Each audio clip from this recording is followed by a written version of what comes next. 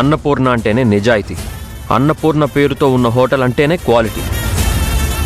మేము అలాగే వ్యాపారం చేస్తాం. ఇతని షాప్లో క్వాలిటీ ఉండదని నువ్వెలా చెప్తున్నావు? నేను ఒక్కడనే చెప్పడం కాదండి, ఈయన షాప్లో ఐటమ్స్ ఎంత క్వాలిటీతో ఉంటాయో ఊర్లో అందరికీ తెలుసు, ఒక్క విష్ణుకి తప్ప.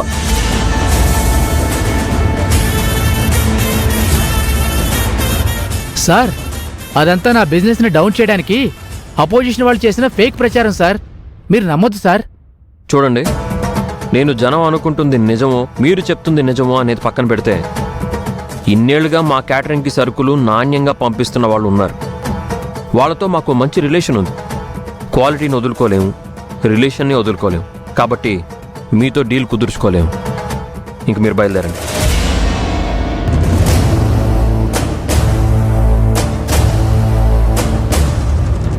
ఏంటి విష్ణు, తన అలా ఆర్డర్లు వేస్తున్నాడేంటి? ఈ హోటల్కి ఓనర్ నువ్వా అతనా? దీనంతటికి కారణం మా నాన్న.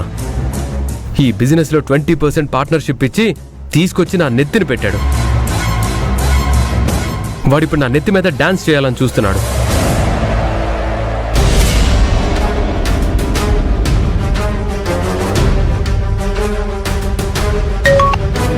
హలో, చెప్పరా. అమ్మా, నేను హోటల్ రన్ చేయాలా మూసేయాలా? ఏమైంది విష్ణు? ఏమైందంటావేంటి? ఆ బాలుగాడిని తీసుకొచ్చి నా నెత్తి మీద పెట్టారు. వాడిక్కడ నా మీద పెత్తనం చేస్తున్నాడు. నా బిజినెస్ని దెబ్బ కొట్టాలని చూస్తున్నాడు. అసలు నువ్వు దేని గురించి మాట్లాడుతున్నావు? గొడవ ఎందుకు మొదలైందో అది చెప్పు.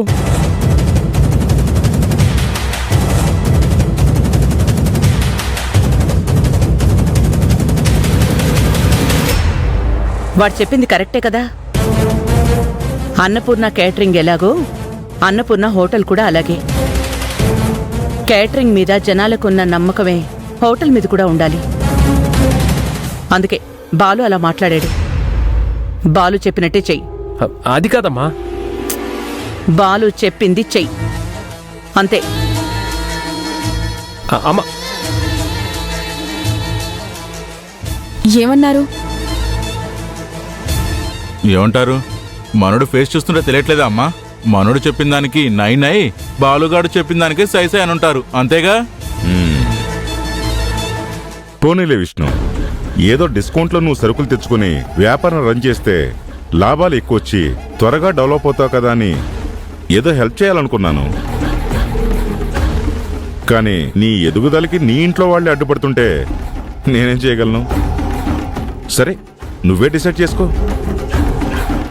ఆ రోజు నువ్వు స్ట్రాంగ్గా నిలబడ్డావు కాబట్టి ఈ హోటల్ పెట్టగలిగావు. అంటే స్ట్రాంగ్గా నువ్వు ఇక్కడ డెసిషన్స్ నేనే తీసుకుంటాను అని చెప్పగలిగితేనే ఓనర్గా కూడా నిలబడతావు విష్ణు. లేకపోతే ఆ బాలుగాళ్ళ లాంటి చిల్లరగాళ్ళ దగ్గర కూడా నువ్వు చేతులు కట్టుకుని నిలబడాలి. నా అల్లుడు మీసం మెలేసే వాడిలాగా ఉండాలి, కానీ ఒకరి ముందు చేతులు కట్టుకుని నిలబడేవాడిలాగా ఉండకూడదు. సరే, జాగ్రత్తగా చూసుకో. పదమ్మా.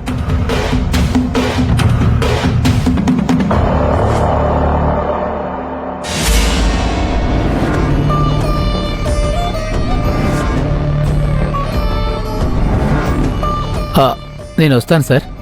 ఇదిగో, బిజినెస్ దొరకలేదని నువ్వు డల్ అయిపో మాకు. మా బావా ఏదోలాగా మళ్ళీ మోపు చేస్తాలే. అలాగే సార్, ఉంటాను. వస్తాను సార్. మంచిది. ఏంటి బావా, ఆ విష్ణుగాడికి గోల్మాల్ గోవిందంగాడికి లింకు పెట్టేసి అన్నపూర్ణ హోటల్ని అటకెక్కిచ్చిద్దాం అనుకుంటే ఈ బాలుగాడు అలా అడ్డుపడిపోయాడు. అడ్డుపడ్డాడని ఆగిపోతామేంట్రా?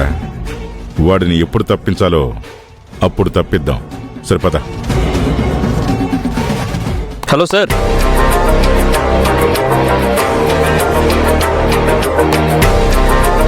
మీకు ఒక విషయం చెప్దామని పిలిచానండి. మీ మాట వింటున్నాడు కదా అని చెప్పి మా విష్ణు అమాయకుణ్ణి చేసి ఆ సెకండ్ నెంబర్ మాల్ అమ్ముకునేవాడితో సరుకులు కొనిపించి హోటల్ని నాశనం చేయాలనుకోవడం కరెక్ట్ కాదు కదండి. నువ్వు తప్పుగా అర్థం చేసుకుంటున్నావు. మా డాడీ విష్ణుకి హెల్ప్ చేయాలనుకుంటున్నారు. అవును, మా కుటుంబం అన్నా మా అన్నపూర్ణ అత్తయ్య అన్నా మీ డాడీకి ఎంత అభిమానమో నాకు తెలుసుగా. చూడు బాబు, గతంలో మాకు ఏవో మనస్పర్ధలు వచ్చాయని వాళ్ళని నేనేదో నాశనం చేయాలని చూస్తున్నానని నువ్వు పొరపాటు పడుతున్నావు. నేను రాజకీయ నాయకునయ్యా. ఈ రాజకీయాల్లో శాశ్వతమైన మిత్రులు ఉండరు, శాశ్వతమైన శత్రువులు ఉండరు.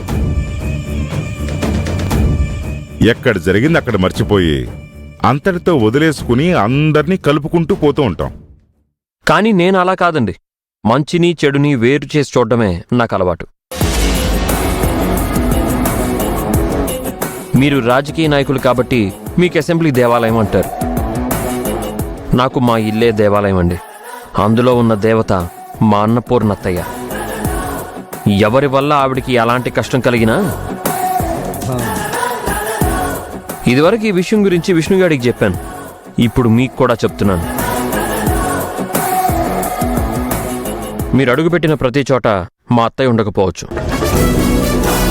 కానీ ఆవిడ ఉనికి ఉన్న చోట, ఆవిడ పేరున్న చోట ఆ ఉనికిని పేరుని కాపాడడానికి ఈ బాలు ఉంటాడు. ఇప్పుడు అర్థమైందనుకుంటా మీకు. నువ్వు చెప్పింది బాగుంది బాలు. ప్రతి ఇంట్లో నీలాంటి ఒక నమ్మకస్తుడు ఉండాలి. God bless you.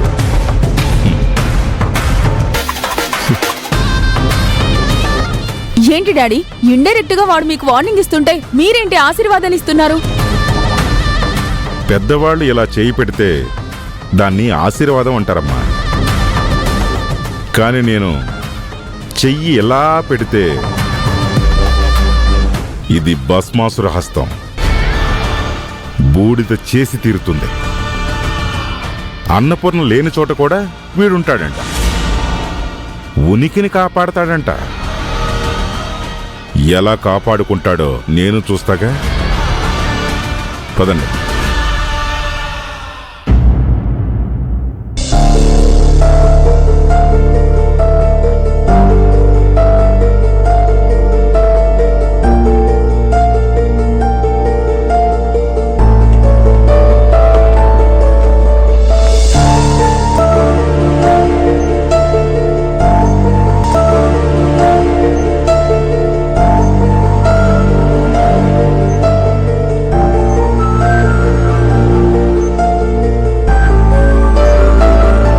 అన్నపూర్ణ, ఆగు. ఏమైంది నీకు? ఎదురు పడితే తప్పుకుని వెళ్ళిపోతున్నావు. మాట్లాడదామంటే ఆ అవకాశం కూడా ఇవ్వకుండా వెళ్ళిపోతున్నావు. ఎందుకు? ఎప్పుడు నీకు అబద్ధం చెప్పను నేను. అబద్ధం చెప్పాననే కదా. ఎందుకు చెప్పాను?